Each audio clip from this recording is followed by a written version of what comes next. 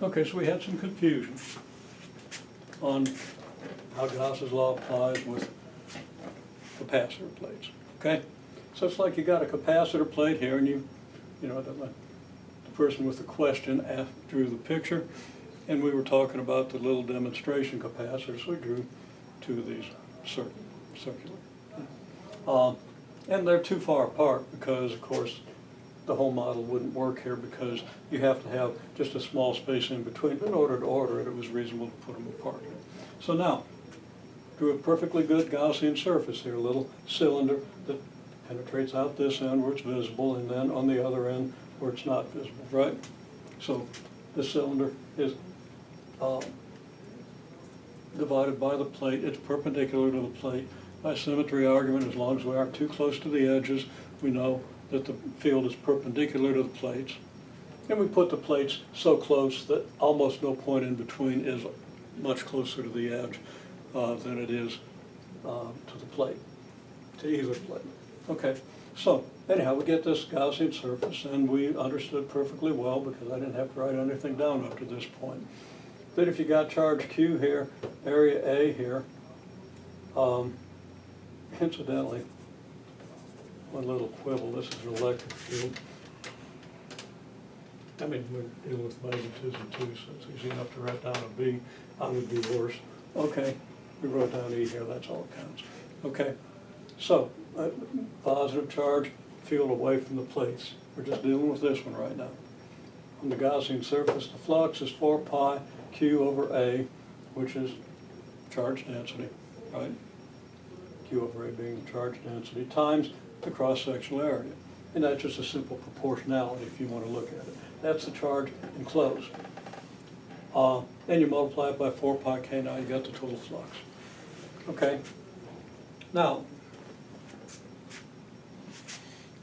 confusion comes about because you want to, I think, essentially use the fact that there's another plate here to somehow affect what goes on with this Gaussian surface. Okay, and the essence of the whole difficulty just comes down to the fact that the field of this plate being parallel makes zero contribution to the flux on this plate, because from this plate, whatever goes in one side comes out the other, and there's zero flux coming out of the surface, right? Okay? And we went through a couple of arguments to establish that, and it still seemed as though, well, how could this one contribute a field without contributing to the flux? Okay? Well, any old field that goes in the same as it comes out is going to contribute zero to the flux. And you do have the principle of superposition. Okay? In other words, whatever field comes from this is superposed on the field that comes from this. Okay? And that doesn't affect the Gaussian surface at all. This has no effect on the flux through the surface, so the field that we get when we do this analysis is only the field due to this plate. Now, we also drew a couple of pictures, side views of the plates. Here's this plate with this surface viewed from the side. A couple of things. Again, the enclosed charge is just what it was over there. We note that E is equal and opposite on the ends. Okay, at least the field due to this plate is equal and opposite at the ends. So the flux out is non-zero. You got flux out on both ends if this is a positively charged plate. A plate in between here, whether you have the second plate there or not, and I said the plate, a Gaussian surface here, a cylinder here, in between, whether this plate is here or not, it's going to have zero flux, as long as it isn't too close to the edges, right? And the way I've drawn it, it is, but that's not to scale, because what goes in from this plate comes out. Okay? So even though there's a field here, I mean, there has to be a field in this end, because this end is pretty much where this end is, right? And you got to have a field here, so there is a field here, it's just equal to this field here, okay? And even if you twist this around to where you don't have the symmetry, any surface that encloses no charge, there's no flux. That doesn't mean there's no electric field, okay? It just means that the field that goes in comes out.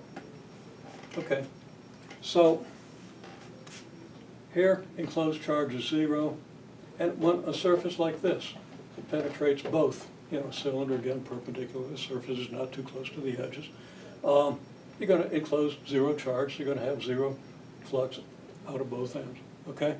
Either 0 flux out of both ends, or all the flux in the same, all the field in the same direction, and that's clearly not going to be the case with a positively and negatively charged plate.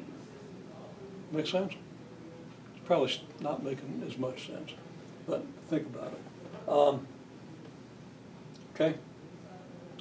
So, if the enclosed charge is 0, could mean E is 0 on both ends. In this context, that's what we mean here. Or E is equal on both ends, so that the flux in equals the flux out, which would be this one, okay? Here the field's 0 on both ends. Here there's a field, but what goes in comes out. Okay. So again, 2 pictures. Net flux out is 0. Here, net flux out is not 0, okay? But double the flux out on each end.